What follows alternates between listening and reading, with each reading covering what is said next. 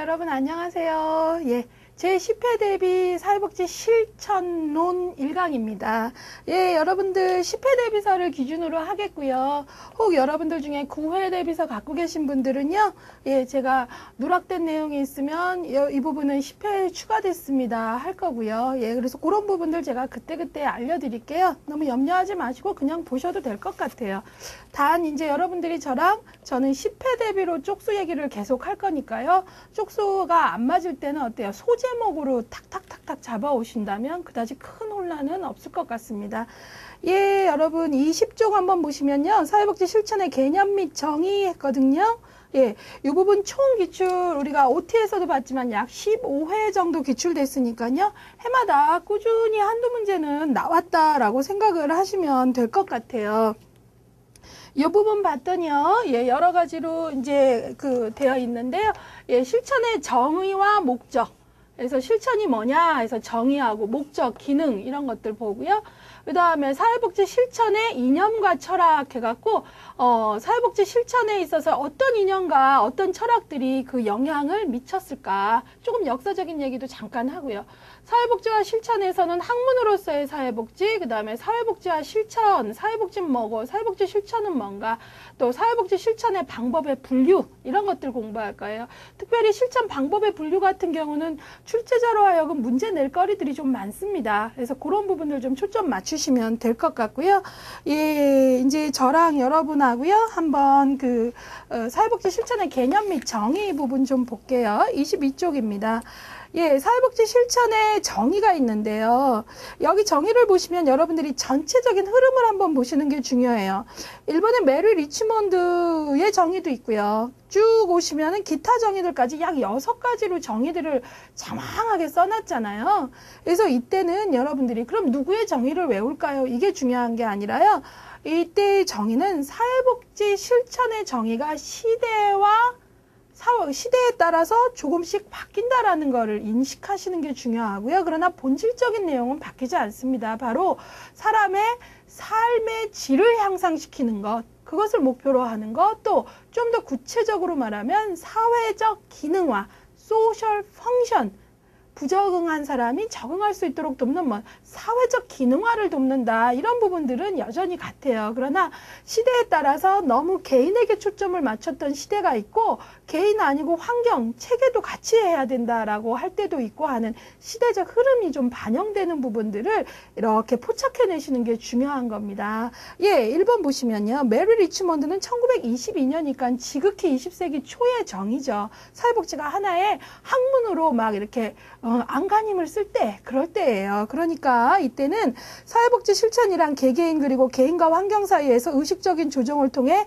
개인의 인격 발달을 이루는 과정이다. 해서 이때는 어때요? 조금 크게 보는 시각보다는 되게 작은 시각이 좀 우세할 때니까 개인의 욕구 충족과 개인의 인격 발달을 목적으로 하는 어때요? 미시적이고 치료적인 과정을 강조한 정의다.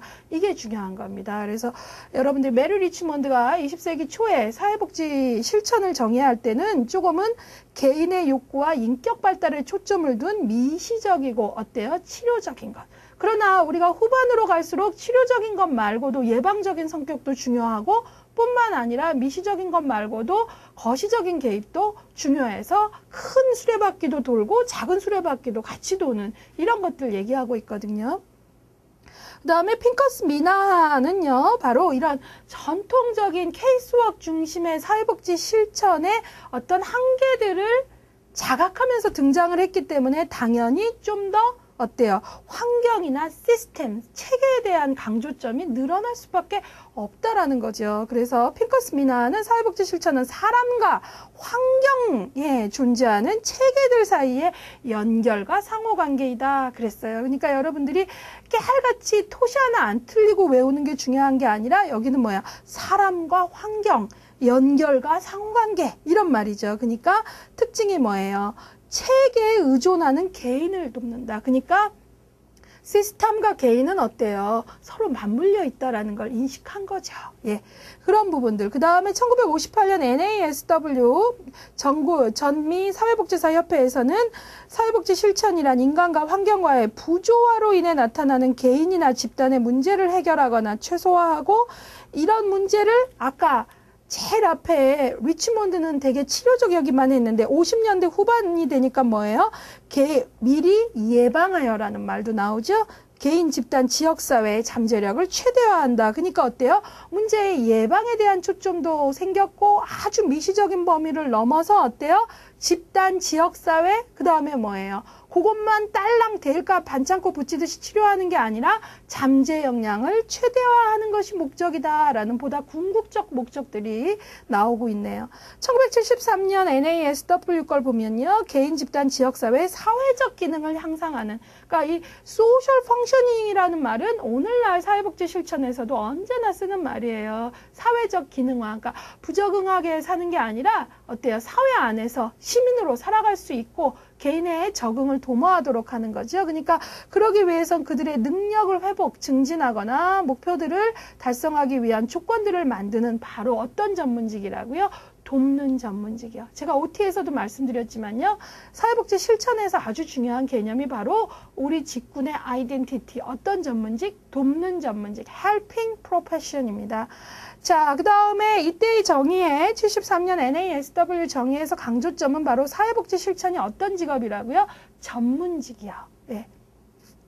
그 다음에 94년 그 CAWE의 그 정의는 뭔가? 미국 사회복지 교육협의회지요. 여기의 정의는 인간의 삶의 질의 향상. 그 다음에 이때 90년대에 와서는 어때요? 빈곤과 억압을 감소시키는 공적 영역과 사적 영역으로부터 권한을 위임받아 다양한 분야에서 사회적 서비스를 제공한다. 그래서 어때요? 사회복지의 어떤 공적 개입과 사적 개입. 여기서 사적 개입은 어때요? 민간 수준의 개입을 말하는 거죠. 예, 그래서 이때의 특징은 삶의 질 향상이라는 보다 근원적인 것들과 그 다음에 전문성이 같이 강조됐다는 거예요. 기타 여러 정의들도 있는데요. 우리가 이제 여기서 보는 것들은 바로 각각의 정의들도 중요하겠지만 정의들이 시대에 따라 어떻게 본질은 변하지 않더라도 조금씩 옷을 갈아입고 그 강조점이 달라졌나 이 부분들을 공부하시는 게 중요한 내용입니다.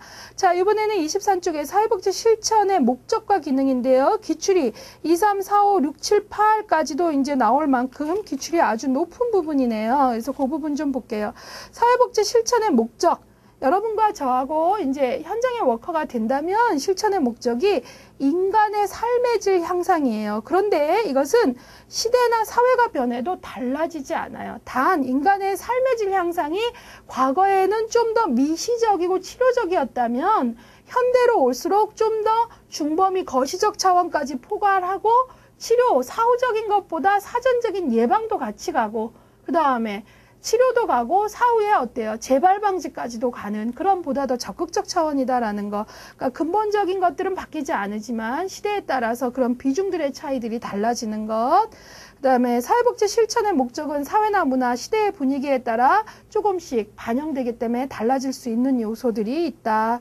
사회복지 실천의 목적은 사회 구성원 대다수가 동의하는 내용으로 가야죠. 사회 구성원들이 어때요? 아, 수긍이 가야 어때요? 그 실천을 하는 기관에 대한 당위성이 부여되고 그런 당위성이 부여돼야 모금도 할 수 있는 거죠.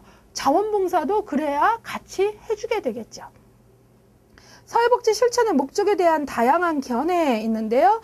미국 사회복지사 협의회 견해는 거기 특징을 좀 모든 개개인의 삶의 질 향상을 위해 개인과 사회 간 상호 유익한 관계를 증진시키거나 회복하는 것이다 해서 그 특징이 인간의 질 향상, 그 다음에 개인과 사회 간의 유익한 관계, 이런 또 사회 구성원의 사회적 기능 촉진 이런 부분들에 초점을 뒀어요. 거기 73년에 핑커스 미나안을 보시면요. 핑커스 미나안이 왜 이런 정의나 견해에 잘 등장을 하냐면 바로 전통적 방법론의 한계들을 제시하면서 보다 통합적인 사회복지 실천을 얘기한 학자들이기 때문에 자꾸 거론이 되는 겁니다.